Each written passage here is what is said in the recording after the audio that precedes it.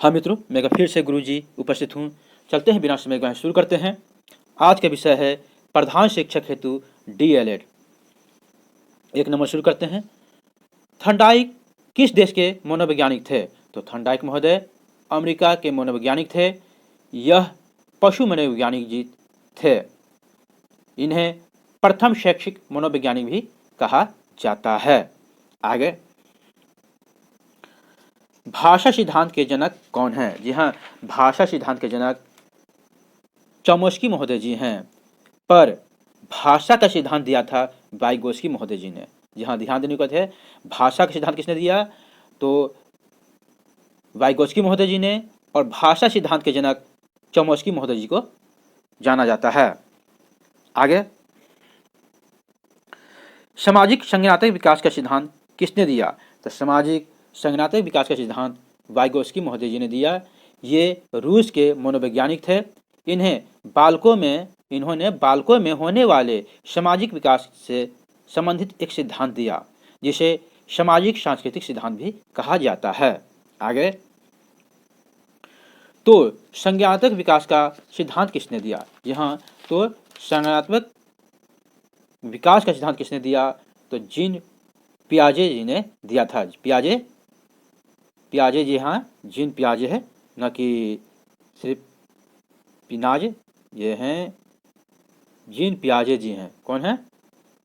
Gene पियाजे जी हैं।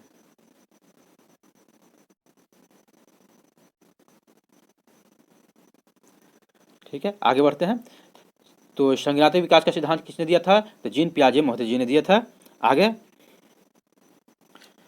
Thorndike ने सीखने के कितने मुख्य नियम दिए? तो 5 मुख्य नियम दिए। सीखने के 3 मुख्य नियम दिए, मैंने अभी बताया था, जिनका नाम है प्रभाव के नियम, तत्परता के नियम और अभ्यास का नियम। आगे देखते हैं। छठा, थॉर्नडाइक महोदय ने अपना प्रयोग किस पशु पर किया? जी हाँ, इसे पशु का मनोविज्ञान भी कहता है। तो किस पशु पर किए? तो बिल्ली पर किए। आगे,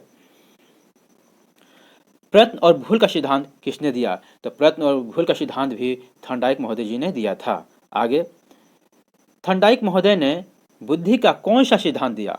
तो थॉर्नडाइक महोदय ने बुद्धि का बहुकारक का सिद्धांत दिया था। ऐसे तो इन्होंने बहुत से काफी दिए, पर बुद्धि का कारक दिए थे, बहुकारक का सिद्धांत। आगे, 9वां नंबर, किस मनोवैज्ञानिक को पशु मनोवैज्ञानिक का पितामह माना जाता है? तो थॉर्नडाइक महोदय जी को माना जाता है। और अधिगम का बंध का सिद्धांत किसने दिया था? अधिगम का बंध का सिद्धांत थॉर्नडाइक महोदय जी ने दिया था। आगे, थॉर्नडाइक महोदय सीखने के कितने गौण नियम दिए? थॉर्नडाइक महोदय सीखने के कितने गौण नियम दिए? तो 5 नियम दिए थे। पहला नियम था बहुप्रतिक्रिया, दूसरा मनोवृत्ति क्रिया, तीसरा आंशिक क्रिया, चौथा आत्मीकरण क्रिया और पांचवा था सहचर। आगे, किस एकमात्र मनोवैज्ञानिक को नोबेल पुरस्कार दिया गया? जी हाँ, किस एकमात्र मनोवैज्ञानिक को नोबेल पुरस्कार दिया गया था या दिया गया है? बताइए। तो पावलोव महोदय को दिया गया है।